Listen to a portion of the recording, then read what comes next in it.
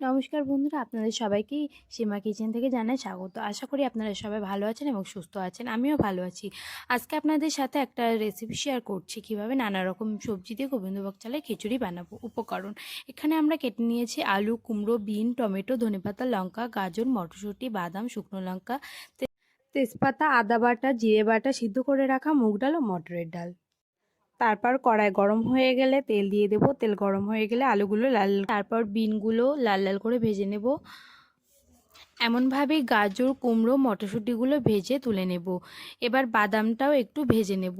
ভেজে নিয়ে তুলে নিয়ে কড়াইতে তেল দিয়ে দেব। শুকনো লঙ্কা দিয়ে ভেজে নেব। তারপর তেজপাতা দিয়ে পাঁচফোড়ন, টমেটো দিয়ে নাড়াচাড়া করে নেব।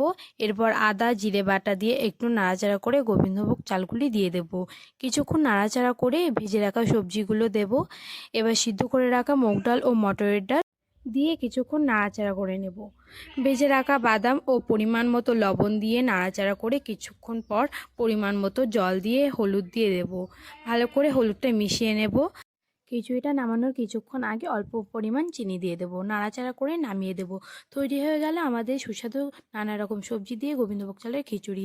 তারপরে একটা নিরামিষ তরকারি ও বাড়িতে তৈরি করা আলুর চিপস দিয়ে এই সুস্বাদু খিচুড়িটা খেলাম। চাইলে আপনারাও ঝটপট তৈরি করে নিতে পারেন এমন সুস্বাদু খিচুড়ি।